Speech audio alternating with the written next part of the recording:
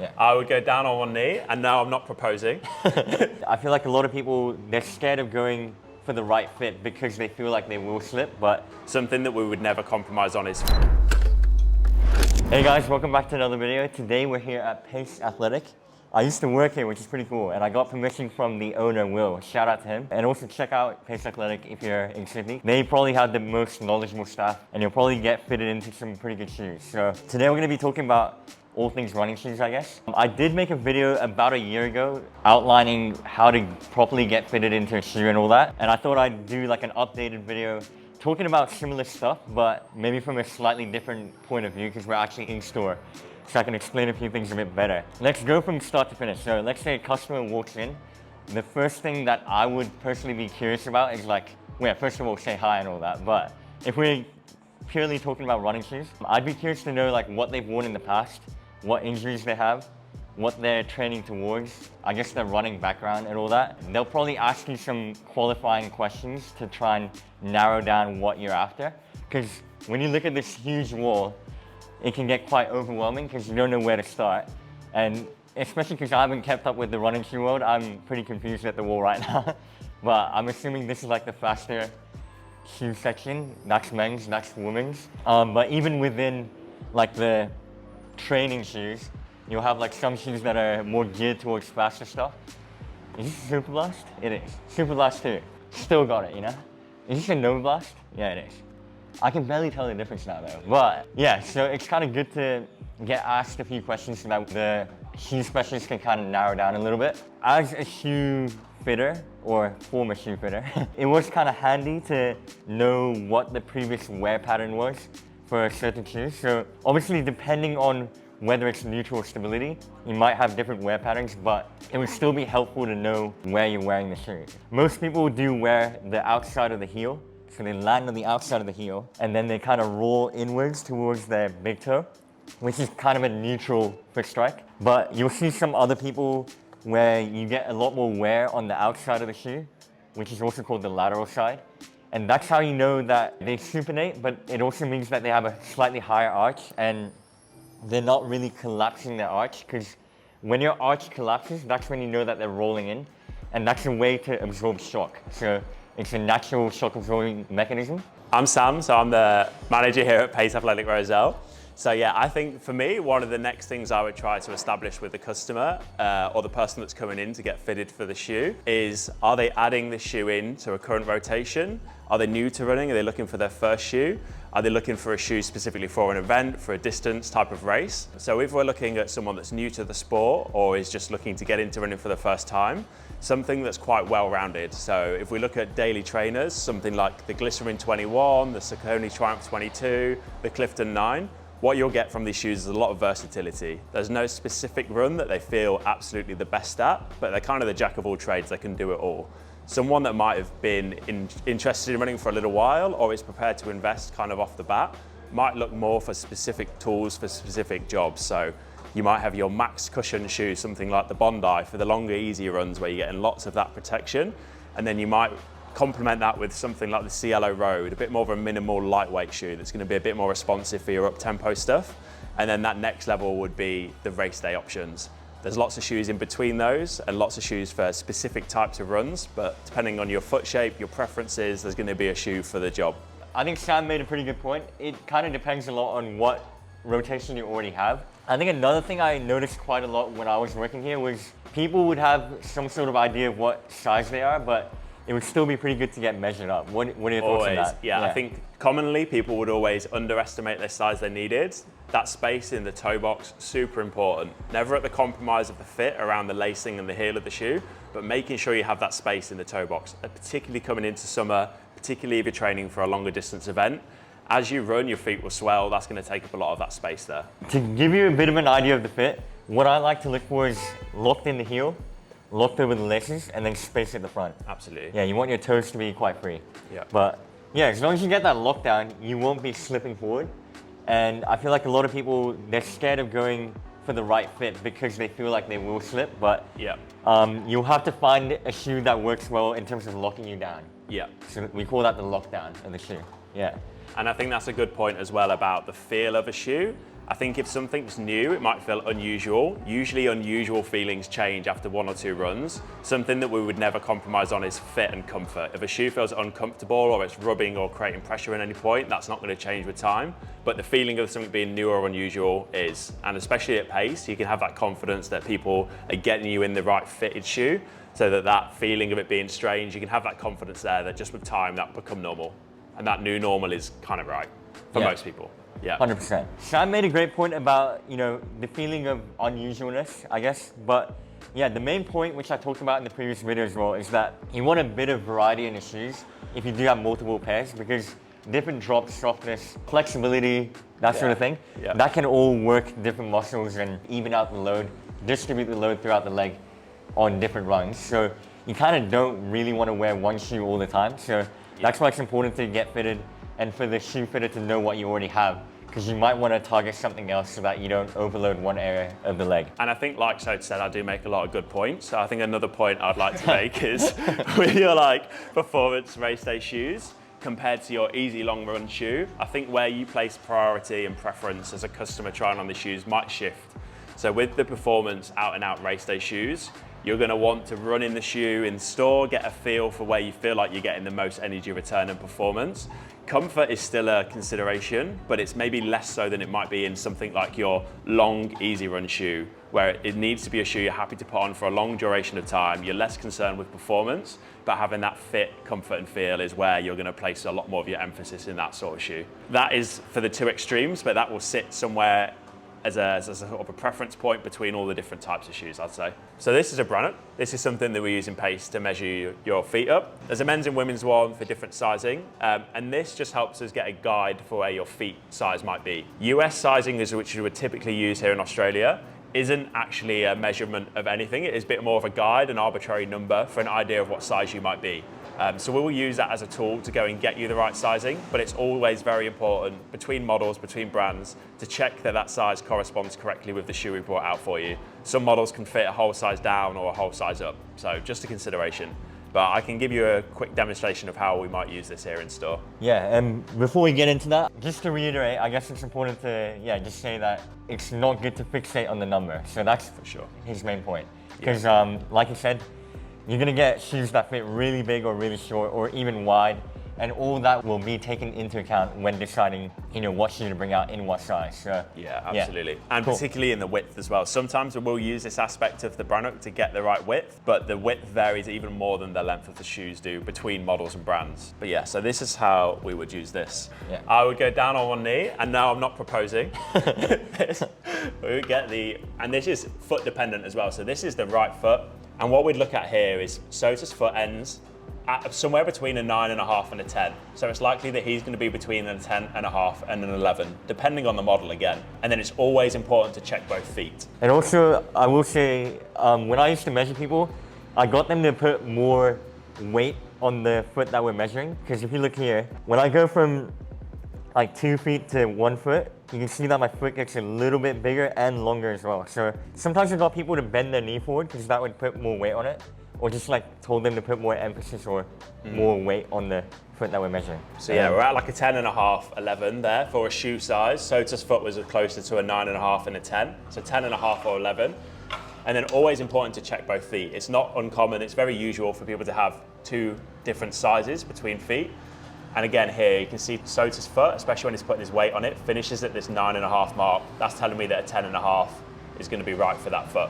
I would always size to the bigger foot as well. Yeah. Because like Sota mentioned earlier, we'd always want that space in the toe box, providing we can get that locked down across the lacing and the heel. Yeah, most of the time I find that even though people have a bigger foot, smaller foot, I've seen huge discrepancies, but as long as the laces lock you back well, I find that it's always going to be fine.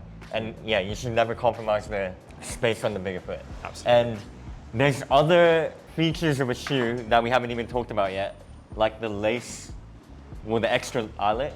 And I realize you lace shoes differently now. I do. Yeah.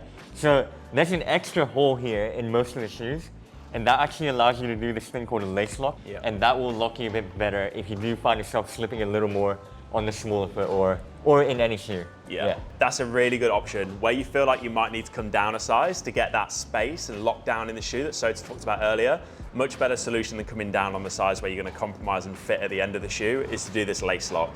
And it seems like a small detail, but it really does make a noticeable difference. And it's something I have set up on most of my shoes, so I can get that space I need in the forefoot and still get that good lockdown across the lacing and around the heel. Yeah. I have a quick question though. How important is the color of the shoe?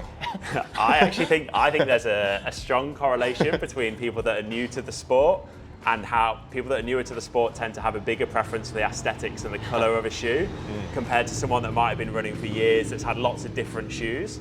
And particularly as someone myself, and I'm sure Sota can relate, that has a lot of shoes, the more shoes you get, the more you're drawn to the wilder, crazier looking shoes because they're different from everything else you've already got. You've already got 10 pairs of black and white shoes, so maybe the zebra print starts to look a bit more appealing. That's true, yeah. I can relate to that. So then, after we've measured Sota's foot, we've got the next thing to then is to understand more from Sota in terms of what he's looking for, what sort of shoes he's interested in, and then I would go ahead and look for those. So if you want to talk a little bit about what you're looking for. Yeah, cool. So I currently have a lot of, that in-between shoe where you bridge the gap between race and daily trainer. So I have like the Nova Speed 4, I have the Rebel V4, I got the new Adios 9 as well, which actually isn't here yet, I forgot. No. Yeah, I have like the Super Blast, but I'm kind of looking for a daily trainer to do more of my easy miles in. So then another thing I would kind of check with a customer was, is there anything that you've been looking for specifically, or are you kind of just open for my suggestions? Yeah, well, I know that the Nova Blast came out recently, the Nova Blast 5, and I've loved the 1 all the way through to the 4, so that's one thing I definitely want to try, but apart from that, I'm pretty easy. Cool, I'm gonna get those. Awesome, talk me through. Yeah, so as you requested, we had the Nova Blast 5 here for you. Awesome. And then generally what I'd like to do for a customer, and I've done this for Sota here, is try to bring some variety within the same kind of type of shoe. We're still looking at that daily trainer, that versatile shoe, but a lot of the different characteristics between those shoes, I like to get 3 that are quite different. That way we can dial in, see what Sota likes and dislikes about 3 different models. If he shows a strong preference for a certain type of shoe, whether that's something firmer or softer or more stable, less stable, whatever it might be, I can then use that preference to kind of select other shoes if he wasn't happy with the 3 I've got. And I'm sure you're about to do this anyway, but one thing that I used to do quite a lot is compare the right and left. Obviously your sizes are different, but in terms of getting the feeling under the foot and directly comparing, I feel like that's a good way to do it. And then at the end, you can check if they fit both feet. Yeah. But yeah, that's a good way to narrow down what you like and dislike. And I think for some people as well, the differences between the 3 can be really obvious and really exaggerated. For some people, all 3 can feel good. If it's really obvious and exaggerated, there might be one you're just naturally drawn to. That's going to be your right shoe. Sometimes customers can get a little bit overwhelmed when all 3 feel good. And sometimes it can come down to the smallest nuance and difference between a shoe that makes one better or worse for that individual. Yeah, 100%. Yeah. So the first option was the new Nova Blast 5, which we have in the US 11 in this nice teal colorway. Love the color. Yeah, it's a really cool colorway. Stands out. They did some really nice colors on this new release. I'm fresh off of trying the Super Blast 2 yesterday, and I honestly think this feels better. Really? Off first impressions, yeah. Yeah, wow. Yeah. See if we can revalidate that. Yeah, I was a big fan of the Super Blast 1s. I had 3 pairs of them. Yeah. Tried the 2 yesterday and was kind of underwhelmed, Wow. But this actually feels good. And feels good. We know that the Nova Blast is a daily trainer, so I think my expectations are a bit lower in terms of speed, but comfort-wise, it's more comfortable than the Super Blast. Yeah. And then I think, generally like Sota is get someone to stand up, have a little walk around in the shoe, and then I'll just be generally asking for some feedback on sort of like, how's the fit, firstly, how's the feel, and then a little bit more detail in terms of how does it feel underfoot? Yeah. Do you like the feeling of that like softer foam? I think it is on the softer end of shoes compared to a lot of my other shoes that I own. Yeah, I actually think this is an interesting new type of foam that you're seeing a lot with shoes like the Rebel, the Nova Blast 5, where you pick it up off the shelf and you squeeze it, it feels super soft. Yeah. And I don't know if you've ever seen it, but those videos of people running across like pools of custard. Like I think when you touch this really softly, when you do your slow, easy runs in it, it's that super soft, cushy, squishy foam. Yeah. If you put some more force into it, I think you get a bit more of an energy return out of it. Yeah. Similarly to how you see those people going really quick across those pools, the foam is firmer, the custard's firmer. I think that's what makes this shoe so versatile. Yeah. I think the Nova Blast, even though we do classify it as a daily trainer, I do feel like it's always had that little bit of a flair compared to those other daily trainers, which is what I love about the Nova Blast. Definitely. Yeah. And I think everything on Daily Trainer sits on that spectrum somewhere. They are all versatile. You can do your quick tempo stuff, you can do your long, easy stuff. Yeah. There's somewhere that they sit where they just feel the best. And Yeah. they're definitely Nova Blast is kind of edging towards that quickier, speedier stuff. Yeah. Whereas something like your Bondi, still on that spectrum, still Daily Trainer, can do it all, but probably feels better at the slower, easy stuff. Yeah. Yeah. What else do we have? So then another shoe that I brought for you was the Supernova Prima. So this is a shoe from Adidas. This is their max cushion daily trainer. So a little bit different from the Nova Blast. Definitely a bit more of a firmer underfoot feel. Fit is quite different, but again, with a lot of these shoes, there are a lot of characteristics and qualities that we can talk about or you can look at online. But ultimately what it's going to come down to in terms of finding the right shoe for you is the one that fits and feels the most comfortable on your foot. This is a type of shoe that you're going to do a lot of miles in. It's kind of your workhorse. It's a shoe you want to put on regularly and often, and you want to be excited and happy to do that. Comfort is kind of king in this category. Yeah.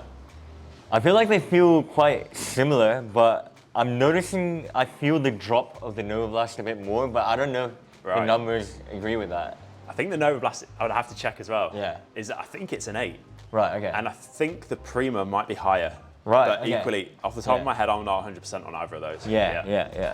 But I think everyone experiences a shoe differently, so I've always found inconsistencies in terms of what a drop feels like and what it actually is. Yeah. And you also have to take into account, like, obviously when you're putting all your weight on the heel, that will compress the foam a bit. A softer shoe kind of feels like a lower drop because you are compressing it more. And like Sota said, there are benefits and differences between drops in terms of where it works your legs. Yeah. But ultimately, whatever, especially when you're looking at this type of shoe, Yeah. regardless of what the number on the website says, the shoe that feels more comfortable feels like a shoe you want to run in, regardless of the number for the drop is the one that's more important. Both 8. Yeah, nice. Thank you. They're both I was 8 right on drops. one. Yeah. Hey, Melissa. Oh my god, am I going to be in the back of this? Yes. Yeah, we're all very on brand. We've got our pasties on. Anyway, this is where I'm glad that we're wearing one shoe on each side because I genuinely would not be able to tell you the difference if I wore them at different times because they actually do feel fairly similar. I do feel that the Prima is a bit more firm, but only a little bit. Yeah, it's not a huge difference. So. And I think this is also something that's quite common with customer interactions is there are qualities of shoes that we've recognized from other customers trying them on ourselves, but it can vary massively customer to customer. Sometimes a shoe that I would identify as a very soft, cushy shoe, I can bring out for someone and just because of their foot shape, the way their foot's interacting with the shoe, it can feel completely different. Yeah. It might feel like a firmer shoe. 100%. And no one's right or wrong in that. It is very personal. Exactly. And this is where I think it is really important to come into store and try shoes on because reviewers, anyone that you listen to online, they have their preferences and their opinions, but I think it's important to understand that they are preferences and opinions. Yeah. There is genuinely no shoe on the wall I could say is better or worse objectively than another. What it really comes down to is how it feels and fits on your foot. Yeah, and to go back to what we were talking about earlier, like at the start, the qualifying questions kind of narrow down the funnel a little bit, but not too much because we don't know what exactly will be perfect until we, try it all out. So I like to narrow down to maybe like 5 or 6 potential options, maybe bring 3 out at the start because otherwise that will overwhelm the customer. Absolutely. But then like if we work out of these 3 that one of them is a definite no, then I would bring back the definite no and then try and bring out something else that could be an option. Yeah, definitely. Yeah, let's just say I like the Nova Blast a bit more because of the history of it and my love for it. Let's compare with the, what is that? This is the Ghost Max. Cool. So, Ghost Max 2. So like Sota's doing, a good way to do this is to take you have one on either foot, you can rule one out, take the one off that you disliked or you didn't prefer as much as the other and you can rotate that in for a new option. Yeah. So yeah, the Ghost is a long line of shoes for Brooks. Brooks are doing a lot of options with their range now where they're offering a maxed version. So we've recently had the Glycerin Max, which is a really exciting shoe with their DNA tuned foam that runs through the shoe, and this is their Ghost Max 2. The Ghost is always traditionally a bit more of a lower stacked version of the Glycerin. The Ghost Max, just that max cushion version of the Ghost, brings it quite close to the Glycerin, but I think it just offers a slightly different feel. Yeah, I find it interesting. The upper of the Ghost Max feels very comfortable. Yeah, even compared to the Nova Blast. Yeah, again, the differences are really subtle. Like, I wouldn't say any of these feel majorly different. I'd struggle to pick what I like the best. Right. And this is when finally like price might come into Yeah. factor. I mean, even at the start, fair enough if it does. But Yes. I'm curious, what's the cheapest out of all these? Actually, it's the Nova Blast. Yeah. So the new Nova Blast 240, the Prima's 250, Yeah. and I'm going to have to double check the Ghost Maxi, but I Yeah. think it's also 250, 260. Gotcha, yeah. So relatively close. Yeah. And I think, of course, for some people that can be a deciding factor. Yeah. I think generally, unless someone asks me outright what the price is, I try to let the customer decide based on fit and feel what the right shoe is, bring price into it at the end. Yeah. And I think also this is a pretty common situation where someone's tried a few shoes on, they all feel good. As much as that can feel like an overwhelming position to be in, because how am I going to decide? I think it's better to view that as like a position of privilege where all three are good, and it might just be the most subtle difference between the three that helps you decide on the right one. Super devastating to find out that I forgot to record the audio for this clip, but again, thank you so much to Sam for coming on the channel. This wasn't planned at all, it was a last minute thing, and I feel like we did a great job at explaining a lot of the core details that are important for people to know when trying to get a shoe. I talked about it in this clip, but I actually met Sam for the first time when he first started working at Pace, and his first shift was with me. And right now he's talking about how I made him go on his phone and go to my channel and subscribe and watch my video about running shoes in the past. And yeah, that's kind of one way that he learned about shoes, and also just being thrown in the deep end made him a very good shoe fitter. And if anyone is ever visiting Pace Athletic Roselle, you might see Sam around. Let him know that you came from this video, and I think he'll appreciate that. Other than that, make sure to like, comment, subscribe, and I'll see you in the next video.